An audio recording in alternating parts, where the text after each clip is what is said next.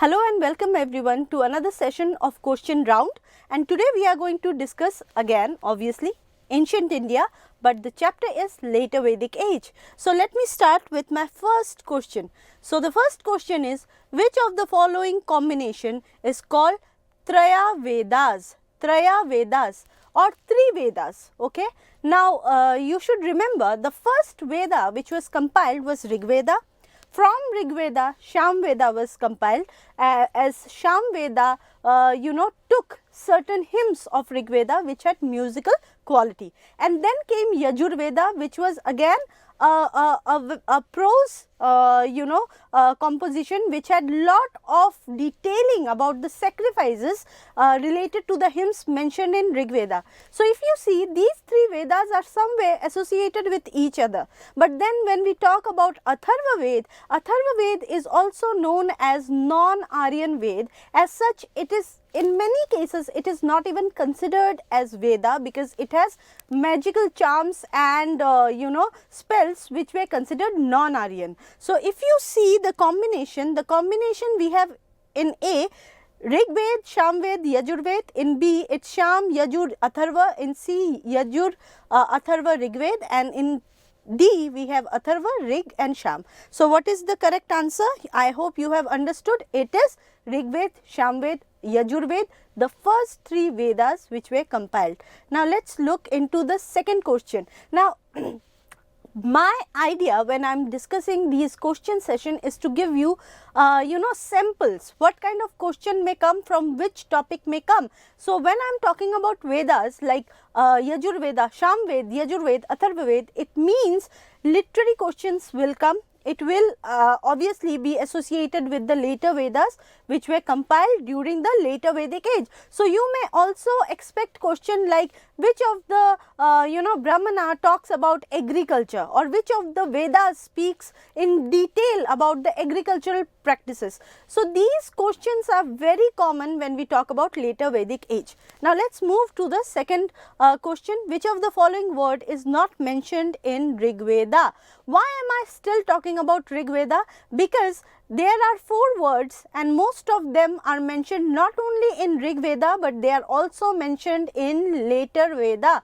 But one of the word which is mentioned in later Veda, but it is not mentioned in Rig Veda. So this later Vedic word is very specific to the later Vedic age. And what is the answer? We know that Jana is mentioned in Rig Veda, Ayas is mentioned in Rig Veda, and Yava is mentioned in Rig Veda, and the only word which is not mentioned in Rig Veda is Janapada. Now remember one thing, when the people or the Aryans came to India, the political system was such they didn't have any territorial identity. They always resembled with the clan, and wherever clan moved and lived, that was considered as their territory. So territory or the territorial state was not existent during Rig Vedic age. It is something that came into existence during later Vedic age. As such, Janapada is mentioned in later Vedic text but not in Rig Veda. Now this third question is, the officer called Takshan in later Vedic age was involved in which of the following task? Now the name of the officer is Takshan. When we talk about later Vedic age, we know that political system had evolved, and we talk about Navaratnins, means 9 important officers who were part of the aristocracy and formed the part of the court. Now I have given you certain tasks. The options have certain tasks, and we need to know Takshan performed which of these tasks. So in this question, let me unfold one by one. Making of jewelry. Now who was the officer who was involved in the making of jewelry? Ratnin, and Ratnin was one of the important officer in the court of the Raja in the later Vedic age. Then we have carpenter, and carpenter was known as Takshan. So you know the answer, carpenter was called Takshan. But let's look at what were others called. Chariot maker was called Rathakara, but charioteer was called Suta, and both of them were important officer in the court of the king. So Rathakara was the chariot maker and Chemelin was Kshatri. Kshatri was the chamberlain. Other than them, I have already told you that there were 9 important officers. Let's look into the names. Bhagadukha was the revenue collector. Suta, as I told you, he was the charioteer. Akshavyapa. Now, Akshavyapa was involved in game of chess. So, he was the one who would go and help the king play the games in the court. So, he was Akshavyapa. Govirtan was the officer who would travel with the king in hunting in forest or any hunting game. So, Govirtan was the officer who would travel with the king in hunting expeditions. Then Senani. Senani was basically the commander in chief of the army, and Purohit was obviously the Brahmin who was responsible for performing all important sacrifices. Now, here I want to tell you, in the later Vedic age, Sabha and Samiti lost their importance. At the same time, sacrifices performed by king gained importance, like Rajsuya sacrifice, Ashwamedh sacrifice, because that provided divinity to the authority of the king. Now, let's look at our next question. The next question is, in which form of marriage the bride was given to the husband as payment of bride price? After payment of bride price means the bride was given to husband, and along with that a bride price was taken. So, bride was sold. Now, which is this form of marriage? If you know, the law books of later Vedic age speaks about 8 form of marriages. There are 4 acceptable form of marriage and 4 unacceptable form of marriage. The first 4 acceptable form of marriage is Brahmana, then Prajapatya, then Arsha and Divya. These are 4 important acceptable form of marriage, in which Brahma is considered as the most acceptable. In Brahma, the bride's father he tries to find out an eligible groom who is well acquainted with Veda, he is knowledgeable about Veda, and once he has found an eligible groom, he gifts his daughter to such a groom, that is Brahma. Okay. Now, out of the 4 unacceptable marriage, we have Asura, Rakshasa, Gandharva, Pishacha. Out of these 4, Gandharva is the marriage which we can say as love marriage. So, parents are not involved in this marriage. The groom and the bride, they like each other, they come and they marry without involving the parents, that is known as Gandharva. Rakshasa is the marriage which can be known as a marriage of capturing or forced marriage. Now, what happens? There used to be a warfare among Kshatriyas, and Rakshasa is considered to be a marriage which is acceptable in Kshatriya clan, because after warfare, women were captured and they were considered as wife of the king, because that was part of Rakshasa marriage. Now, here the question is, husband had to pay a bride price to marry the bride. The answer is Asura. In Asura marriage, what happened? Husband had to pay certain amount and the bride was married to him. The lowest form of marriage, let's go back. The lowest form of marriage here is Pisacha.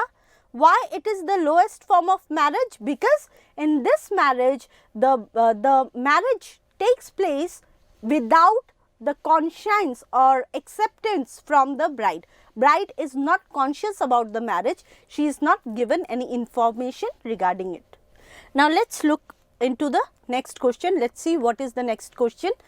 Which of the following was not a form of coin during the later Vedic age? Before I discuss this question, you must have understood I discussed questions from literature, I discussed question from society or marriage perspective, because it is one of the important part. Now, I am talking about economy. Now, by the time we come to later Vedic age, agriculture was practiced in large number, and because iron was discovered, the people started migrating to east, and in east, that is Ganga Yamuna Doab, became the center of civilization, and iron was used for cultivating the fertile land of Ganga Yamuna Doab. And because iron was discovered, it became easier for people to clear forests. So, they could move from west to east. Now here we also see the growth of trade, and when trade grew not only in a barter form, we also see the first instance of coins. So in India, if you see from 600 BC onwards in India, we see the rudimentary use of coin, but it was not the kind of coin which was introduced later by Sakas during the onset of a new 1st century AD, when we see coming of gold coin with the portrait of the king and name of the king.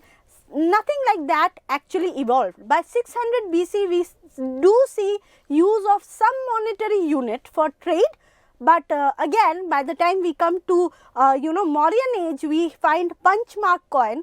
So we do have example of some rudimentary beginning of the coin. So now I am asking, in later Vedic age, which of the following can be considered as coin and which of them is not a coin? So the answer is pani.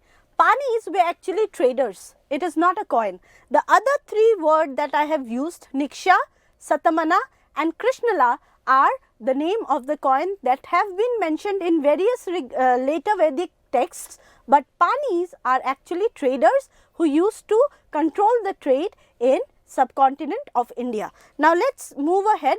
The 6th question. Which of the following is not true about Kiratas? Now Kiratas are mentioned in lot many literature of the era, and many things have been mentioned about Kiratas. So when we talk about Kiratas, which of the following is not true about Kiratas? Let's see. They were non-Aryans. Yes, in the literature we know that Kiratas were not Aryans. Most historians believe that most probably they were the tribes living in Himalayas, Kumaon hills and in northeastern part who were known as Kiratas. They lived in mountains. Yes, as I told you, they in many literature it was said that they occupied the Himalayan tract of India. So they were from mountainous range. They carried trade, and yes, the mountain people, in many literature it is said that the mountain people brought the produce, especially metal, from those areas, and they traded with the mainland people in the plains. So of course even the C is correct, they carried trade, but D, they were first mentioned in Rig Veda, is wrong. Why?